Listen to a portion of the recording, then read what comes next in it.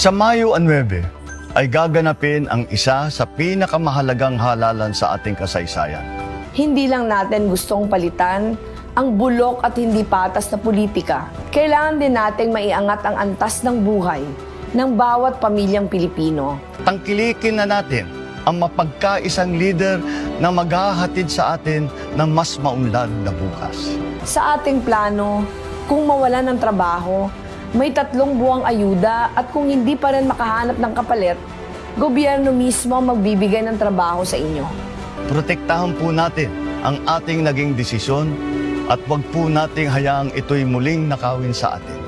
Kasama kayo sa pagtatag ng isang gobyernong tapat sa May 9. At pag naiangat natin ang lahat, lalo na ang mga nasa laylayan, gigising tayo sa kulay rosas na bukas.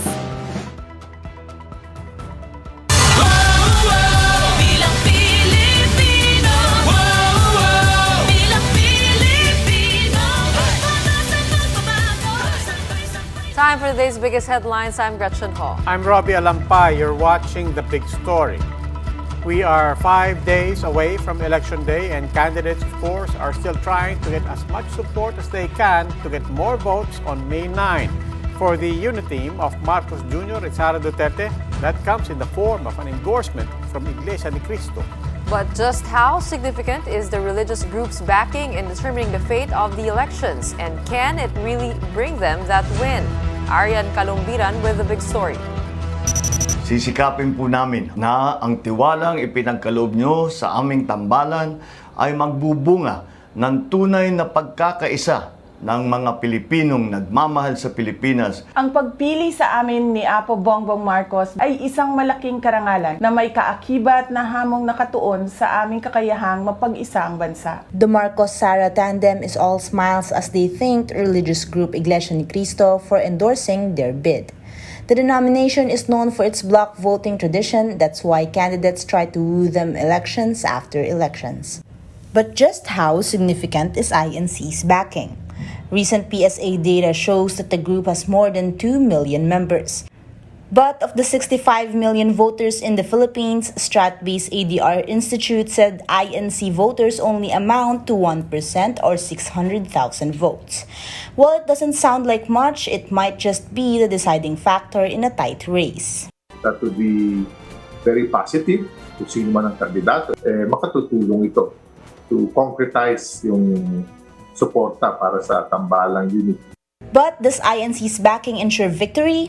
It doesn't seem so, at least for political pundit Edmund Tayao. Block voting is something that will help only in the last stretch because it will only add on to to your numbers that you already have. For political science professor Aris Arugay, if INC has a history of endorsing winning candidates, it's only because their endorsements come late in the game. Mataas yung kanilang porsyento na tama yung mga ini-endorse nila, pero dahil sa tingin ko ito ay dahil huli silang mag-endorse. Marahil ang ibig sabihin nito, ang iglesia naninigurado. For Arugay, it takes more than a religious group to determine how an election will go. Arian Kalumbiran, We Are One News. On the other hand, more Catholic bishops, deacons, and priests are openly endorsing the presidential bid of Leni Robredo and her running mate Kiko Pangilinan. Gretchen tells us more. That's right, Robbie. Over 1,200 clergymen made an appeal to the public to elect true servant leaders like Leni Robredo and Kiko Pangilinan.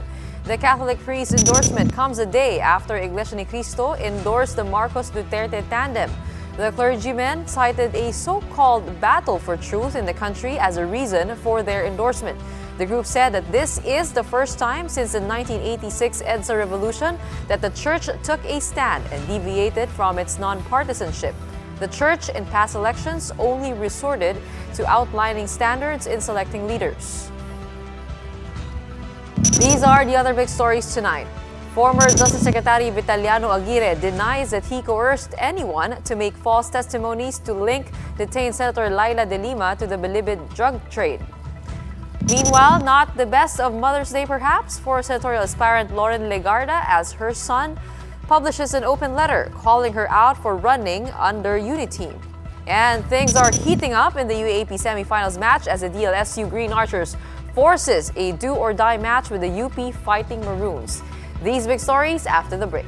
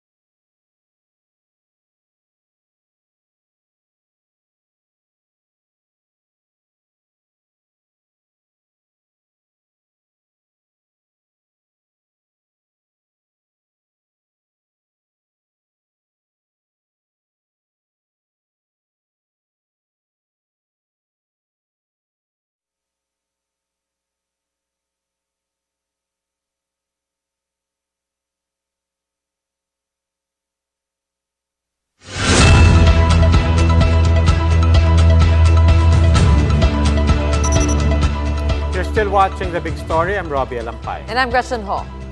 Former Justice Secretary Vitaliano Aguirre has denied coercing star witness Rafael Ragos into making up a story to implicate detained Senator Laila de Lima in the Bilibid drug trade. He's calling on Ragos to rethink his actions, threatening Ragos that he could just end up behind bars. Marlene Alcaide has this story. Kalukuhan yan. Paano ko course yan? That's former Justice Secretary Vitaliano Aguirre's reaction days after Rafael Ragos, a star witness in the Bilibid drug trade probe, accused Aguirre of coercing him to link Senator Laila de Lima to drug deals in the penitentiary. Aguirre denied the accusations, including claims that he ordered the former Bureau of Corrections OIC to corroborate testimonies from inmates. Ablen has already executed an affidavit implicating him and De Lima and Ronnie Dayan doon sa pagbibigay ng 10 milyon doon sa bahay. At napakarami pang, bukod dyan sa dalawang instance na yan, at tig 5 milyon, marami pang mga kwan yan mga ilang delivery. Aguirre pointed out that even after exiting the DOJ in 2018, Ragos stood by his allegations against De Lima at least 4 times before a Muntinlupa court in 2019. Aguirre questioned the timing of the retractions. nagre-retract yan, yung mga witness na tumatalikod doon sa kanilang sinumpang salaysay pag nabigyan ng pera. Yan ang common denominators mga ganyan. Bihirang-bihira yung mga sinasabi na he was bothered by his conscience, kaya nagbago siya. Kita naman din, umiiyak-iyak pa si Ragos. Pero wala naman siyang konkretong sinasabi kung paano ko siya tinakot. For Aguirre, the move is meant to gain sympathy votes for the Lima senatorial run as well as the so-called pink lawans. To resuscitate ang mga candidacy, hindi lamang ni Senator De Lima na hindi ko malaman kung nasa kapututan na, at kahit itong kalkulado nila yan na maapektuhan din, baka magkasimpatiya ang ticket ng pink lawan. Aguirre challenged Ragos to present evidence and urged him to rethink his actions. Huwag kang magpapadalos-dalos kapag alam namin na ikaw ay mayroong mga kumakausap sa'yo. Kaya mo na yung mga tinatanggap mo kung may tinatanggap ka man. Pero sa aking experience, yung mga retraction na yan, palaging may kapalit na pera. Ragos has yet to react to Aguirre's claims. For News 5, Marlene Alcaide, we are One News.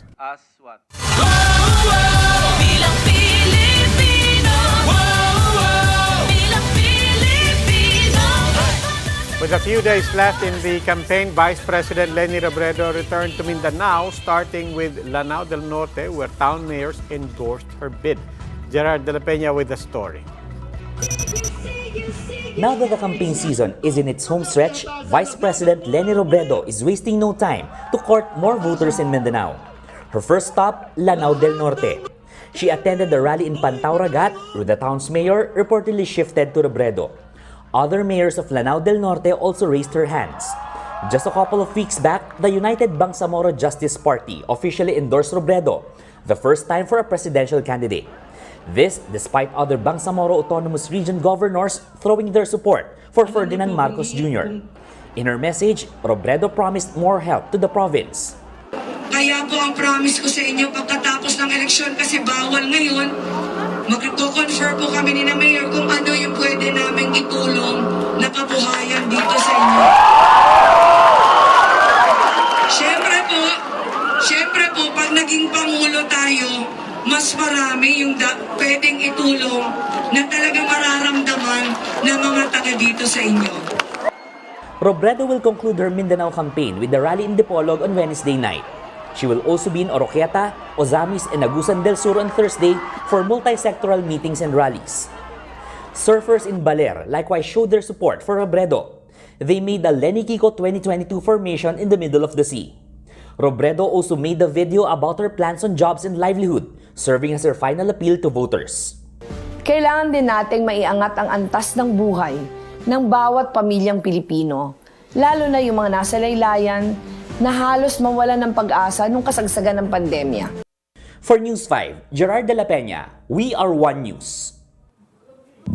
Lorenzo Legarda Leviste, a son of senatorial candidate Loren Legarda, publicly called out his mother over her decision to run under the Uniteam slate.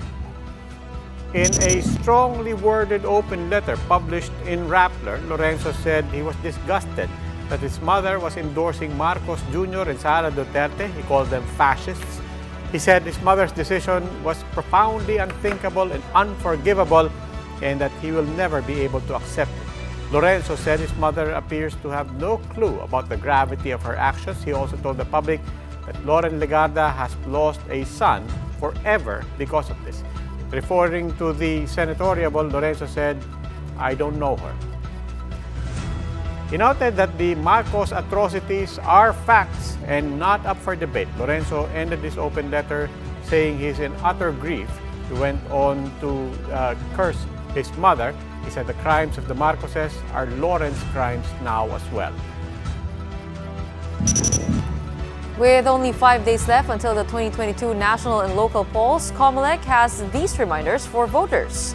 On the day of the elections, there's no need for vaccination cards, negative RT-PCR tests, or antigen test results, and face shields. The only requirement, however, is for voters to be, of course, registered and to wear a face mask. And no, fear not if you choose to wear your supported candidate's collar. Just make sure it doesn't bear your bet's name, face, or any symbol associated to any candidate. IDs are also not required, but COMELEC encourages voters to bring one in case a poll watcher needs to confirm some information. Voters are also encouraged to bring written cheat sheets and not to put their códigos on their smartphones. COMELEC also warns voters against taking selfies with their ballots in the precincts. All voters will also be subjected to a temperature check. Voters who show COVID symptoms will still be allowed to vote in the isolation polling precincts. Lastly, voters are encouraged not to bring their children and to refrain from engaging in conversations with other voters to ensure the safety of all. In short, huwag magmarites. Yung iba nakikimarites pa. Yung iba talaga ay nakikiistorya, naghahanap ng mga kikikwentuhan. Wag na po, makiuwi na lang po muna siguro tayo sapagkat tatandaan natin meron pa rin po tayong COVID-19 sa kasalukuyan.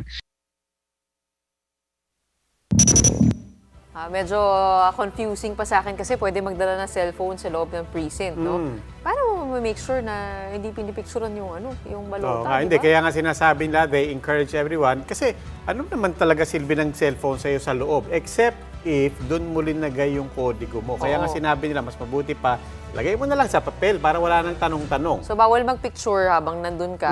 After na lang. Oo. Pero ang mahalaga rin, maraming hindi bawal Hindi nga bawal magka-COVID Kahit may COVID symptoms ka, pwede kang bumoto.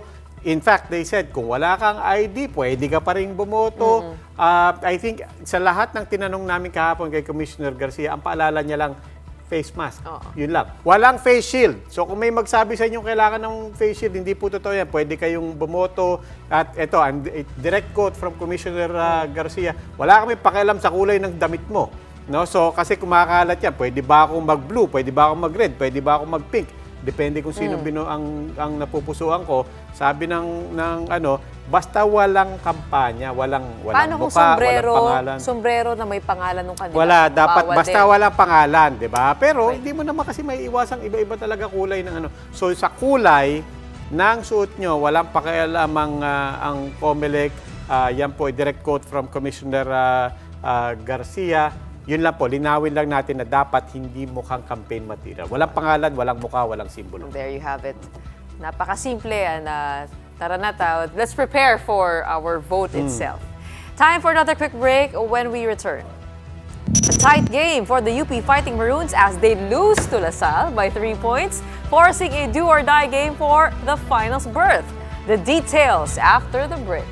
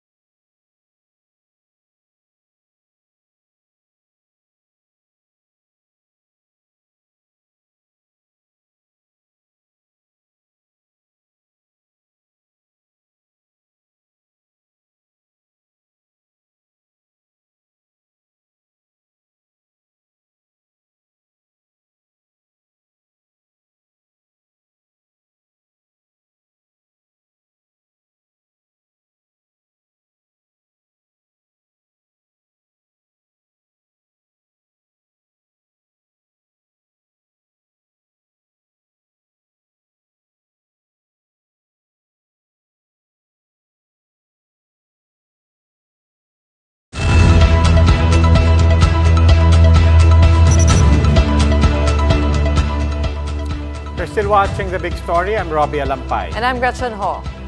President Rodrigo Duterte has ordered the immediate suspension of E-sabong operations, and no one is more upset by the news than the cockfight enthusiasts and investors.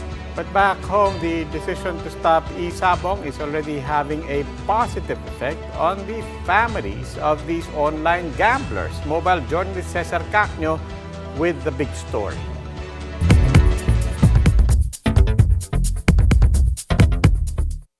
Meron o wala. These are the terms used by cockfighting enthusiasts during bets, and words that get on the nerves of their wives or partners. But not for long as E-sabong comes to a halt.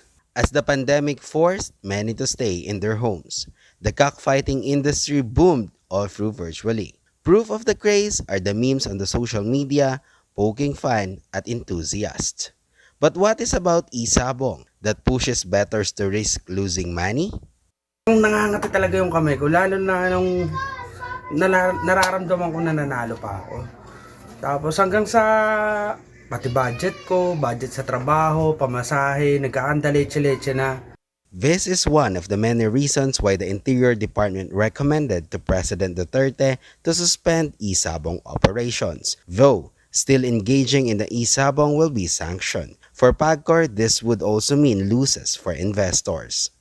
Medyo na-surprise, siyempre saddened din sila dun sa decision kasi may mga investment din sila.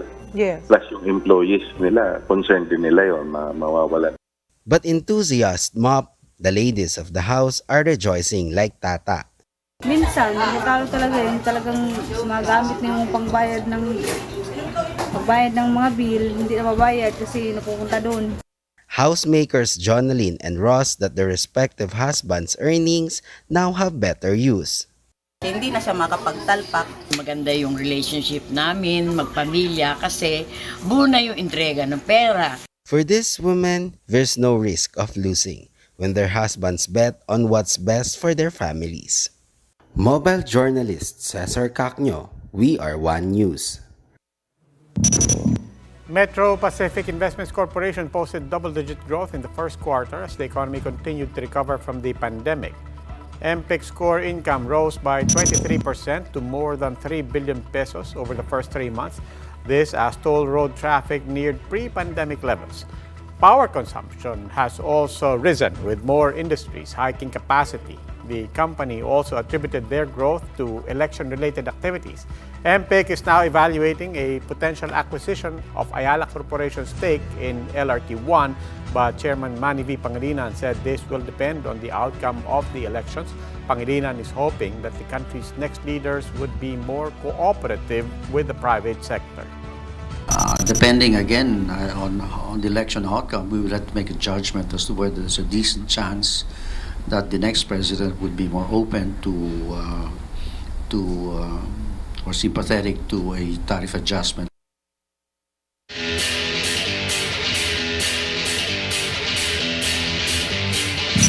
Now for updates on the UAAP Season 84 Men's Basketball Tournament, the De La Salle Green Archers triumphed over the University of the Philippines after they pulled off an 83-80 win in the Final Four of the series.